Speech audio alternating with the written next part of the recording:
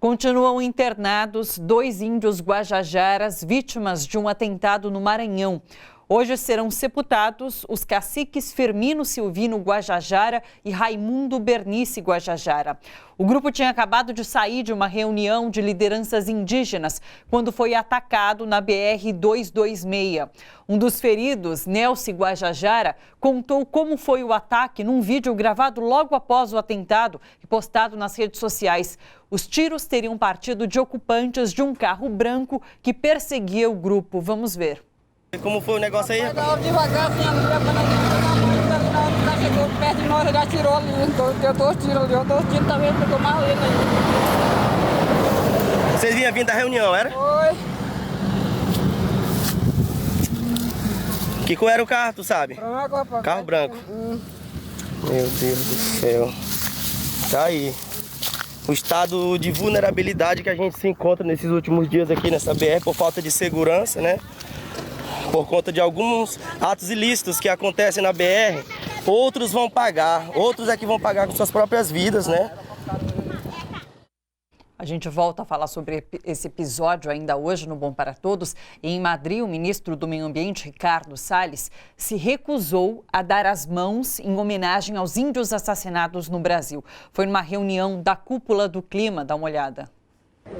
Os 2 caciques Guajajara, eu acho que a delegação brasileira aqui tem que se unir, direita, esquerda, governo, não governo, para que não tenhamos mais derramamento de sangue na Amazônia. Então, dou 1 minuto aqui, que a gente feche os olhos, reflita, e os caciques têm nome, Firmino Prachete e Raimundo Benício, e que isso não se repita mais. Você conta 1 minuto aí, Maria.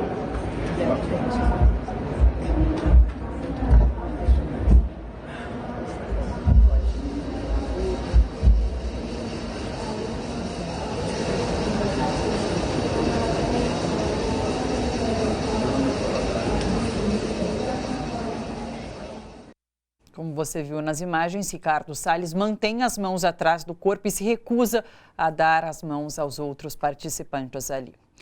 Bom, a Polícia Militar obrigou uma torcedora do Botafogo a recolher uma faixa antifascismo. Os policiais militares pediram a identificação da torcedora e impediram que ela continuasse a exibir a faixa durante a partida contra o Ceará no estádio Newton Santos, no Rio de Janeiro. Um dos policiais alegou que se tratava de manifestação política. O presidente Jair Bolsonaro não vai à posse do presidente da Argentina, que é importante parceira comercial do Brasil. Alberto Fernandes vai assumir a presidência amanhã. De acordo com o Palácio do Planalto, o embaixador brasileiro em Buenos Aires deve comparecer à cerimônia. Hoje, na saída do Alvorada, Bolsonaro disse que está analisando se vai enviar ou não o ministro da Cidadania, Osmar Terra, para representar o Brasil na posse. Eu estou analisando a lista de convidados do presidente. Quando eu assumi aqui, eu não convidei algumas autoridades também. E o nosso comércio com a Argentina continua sendo da mesma forma, sem problema nenhum, não vai interferir em nada. O Brasil é o segundo país mais desigual do mundo, segundo o relatório da ONU. Os dados do Índice de Desenvolvimento Humano foram divulgados hoje e apontam que apenas 1% dos brasileiros concentra 1/3 de toda a riqueza do país. Outro dado que mostra essa desigualdade está nos ganhos das mulheres. Os homens ganham, em média, 41,5% a mais do que as mulheres, embora elas tenham mais estudo.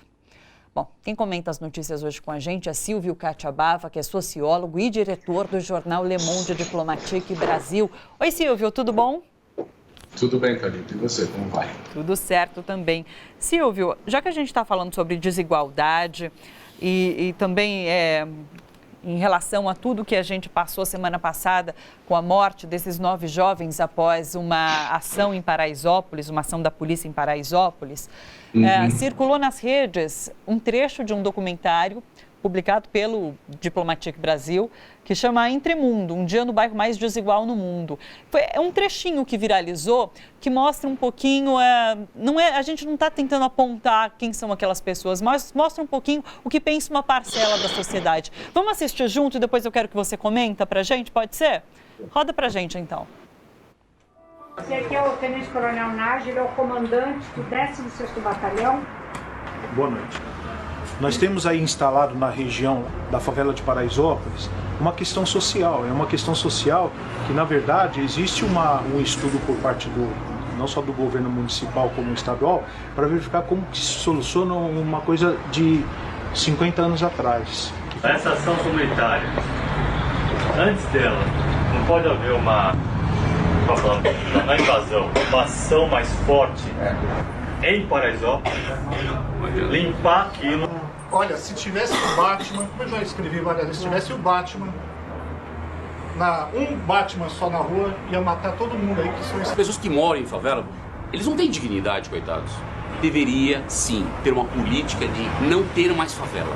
Mas pra onde vai esse povo? Lindo, adorei esse comentário. Concordo, tem que ajudar essas pessoas. Mas não morar no Morumbi. Ativamente, como que nós, que somos muitos, que aqui no Morumbi dizem que todo mundo é bacana, né, que anda de Ferrari, como que nós podemos fazer doação de carros blindados ou aparelhar uma delegacia como se fosse a 34, que eu vou lá desde os 12 anos que me pegavam sem carteira de motorista. Porque é uma vergonha um carro de policial não ter um GPS, ou não ter uma câmera, ou ter uma bala, uma granada, não sei o que é. Por que o exército não pode entrar quando está nesse caos? Por que não pode ajudar? Então, quer dizer, nós temos que dar estudo de graça, nós temos que dar uniforme de graça, nós temos que dar Bolsa Família de graça, e eles não têm que dar nenhuma contrapartida. Isso que eu acho que ele está falando. Nós não estamos cobrando. Isso chama um nome, direitos e obrigações. Nós não estamos. A maioria... Ah, não. Direitos humanos. Então, meu amigo, direitos humanos é o seguinte, desculpa falar deles. Direitos humanos é o seguinte, você quer? Então põe na sua casa.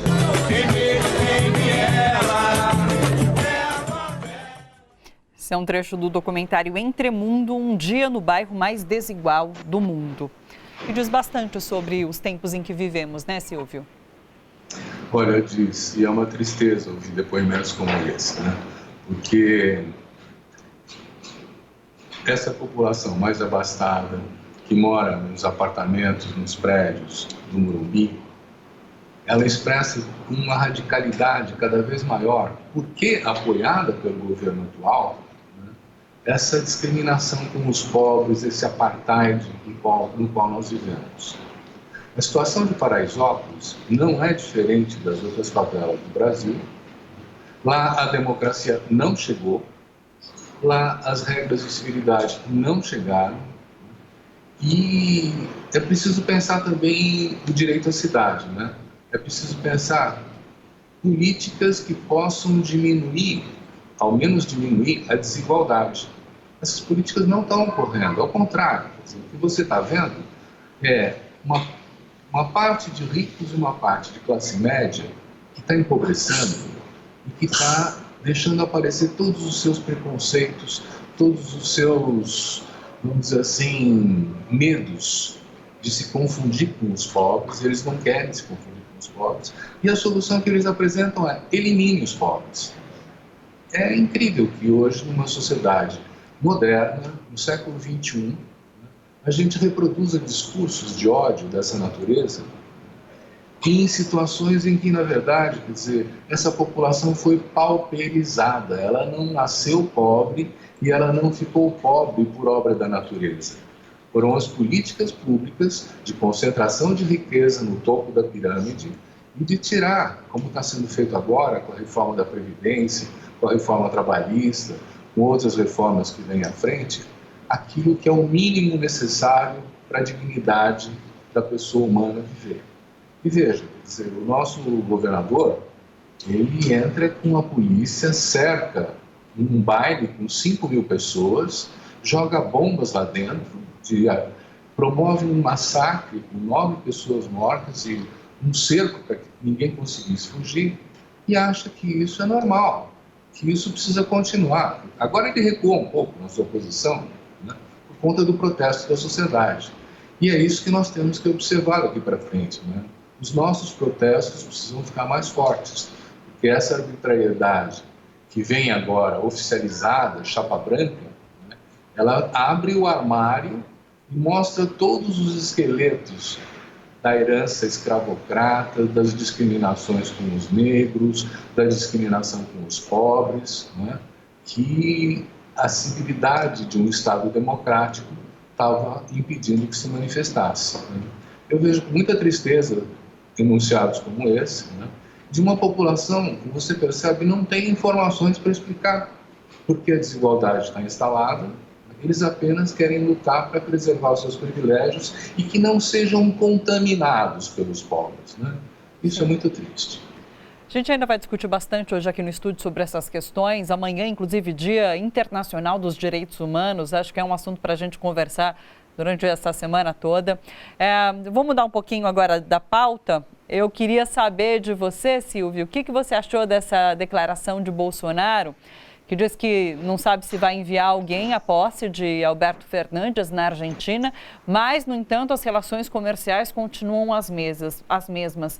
É possível manter as mesmas relações comerciais não respeitando o presidente de um outro país? Essa pergunta está sendo feita pelos exportadores brasileiros para a Argentina, por exemplo. Eles estão muito preocupados com esse posicionamento ideológico, reacionário, de extrema-direita, ofensivo para com os argentinos, que eles elegeram pela maioria no regime democrático esse governo, né? E o Brasil tem uma tradição de respeito à dinâmica e à autonomia de outros países, tem uma tradição de respeito à democracia, tem uma valorização da relação com a vizinhança que permitiu a construção do Mercosul, que permitiu a construção da Unasul, e a Argentina sempre foi um parceiro estratégico nesse jogo. O que o Bolsonaro está fazendo é: não quero mais conversa nenhuma com o governo argentino. Esse governo é inimigo dos meus pensamentos e eu vou romper com eles. E a sociedade que se vire para continuar estabelecendo suas relações comerciais entre pares. É uma vergonha. O Itamaraty deve estar profundamente chocado com manifestações como essa. O Itamaraty ainda é um dos corpos diplomáticos mais qualificados do mundo, né? E vê estarrecido como o Bolsonaro acaba criando problemas para o Brasil, criando problemas na América Latina, né? Com esse comportamento que não tem nada de estadista. Sim. Da Argentina, vamos para a França. Paris teve uma grande greve na semana passada, mobilizações que devem continuar durante essa semana. O que isso tudo mostra para a gente? Olha, Thalita, mostra que nós estamos vivendo cenários mais ou menos comuns. Quer dizer, essa mobilização dos coletes amarelos na França, ela já comemora um ano, né? Desde que, em novembro de 2018, o Macron resolveu aumentar o preço dos combustíveis, né? Para criar uma pressão para que a conversão da matriz energética fosse para o carro elétrico, para outras formas não poluentes. Acontece que, ao aumento do preço do combustível lá, cuja revolta se deu principalmente no interior da França, no começo, né, dificulta a vida de todo mundo, né? E essa classe média baixa, de novo, né, que está vendo o seu poder aquisitivo perdido, que se apoiava no Estado para ter educação pública gratuita de qualidade, saúde pública universal e de qualidade, está vendo esses benefícios do Estado do bem-estar social sendo destruídos pelo neoliberalismo, que é a doutrina adotada pelo Macron. Então, eu faria uma observação, quer dizer, essas grandes manifestações recentes, elas estão se revestindo também de alguma violência, de saques de lojas, de depredações, mas elas começam ordeiras, né? O que acontece é que a polícia cai com uma repressão violenta sobre eles e então há uma radicalização da outra parte também, né?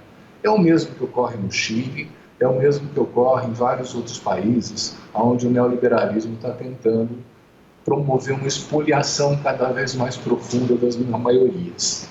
E isso coloca uma questão, inclusive, interessante do ponto de vista político, porque o conflito não é mais com os trabalhadores, nesse sentido estrito do senso, por exemplo, o trabalhador industrial. O conflito é com todo aquele que vive do seu trabalho. Então, esta classe trabalhadora, vamos chamar assim, ela se ampliou enormemente, né? E ela está reivindicando melhor condição de vida, melhor qualidade na sua vida. Isso acontece na Inglaterra, isso acontece na França, nos Estados Unidos, aqui na América do Sul. Quer dizer, nós estamos vendo que a globalização também traz alguns elementos que são elementos comuns, né, nessa luta por direitos, né? E o Macron também fez concessões, voltou atrás, como o Chile, o Pinheira também fez, mas aí não é mais suficiente, né? No Chile, o pessoal quer fazer uma nova Constituição, falar, vamos regular de novo um novo pacto social que garanta direitos. E na França já não é mais o aumento do combustível, que aliás foi cancelado, né? Eles querem melhor educação, melhor saúde, eles querem mais Estado para protegê-los naquilo que são os bens comuns, de mobilidade, educação, saúde, segurança pública, né? Lazer, cultura. Agora a gente não fala nem mais de cultura, porque não tem essa dimensão, então estamos reduzidos a um consumidor que não pode dar palpite, né? Então essa situação é explosiva, ela pode mudar cenários, né? E ela pode chegar inclusive ao Brasil também. Começamos falando sobre desigualdade, a gente fecha falando sobre desigualdade, que é o tema do Le Monde Diplomatique Brasil de hoje. É verdade, nós vamos ter um debate hoje à noite, às 22 horas, na TVT, sobre o tema da desigualdade, né? Nós vamos trazer a diretora do Brasil da Oxfam para discutir um estudo que acaba de ser feito, que mostra, inclusive, as cores da desigualdade, que mostra as discriminações e os preconceitos que fundam a desigualdade. Nós temos uma representação também da Rede Nossa São Paulo, uma rede que está falando de cidades sustentáveis e que mede a desigualdade dentro das cidades. Há, por exemplo, esperanças de vida, quanto dura a vida de uma pessoa, muito diferentes de um bairro pobre para um bairro rico, na mesma cidade, né? E é preciso conhecer essa dinâmica, esses processos, esses resultados, para poder formar uma opinião, para dizer como é que nós vamos enfrentar esse cenário daqui para frente, né? Então, não deixe de ver, hoje a discussão da desigualdade está muito interessante. Bacana. Muito obrigada, Silvio. Um grande beijo para você. Beijo, um prazer estar aí. Até mais. Tchau, tchau. Olha só, você que curte a TVT e quer contribuir com a gente para que a nossa programação chegue cada vez mais longe, se inscreva no nosso canal do YouTube /Rede TVT e torne-se membro. Ou então faça a sua contribuição em nosso Catarse. É só acessar catarse.me/TVT. A gente agradece.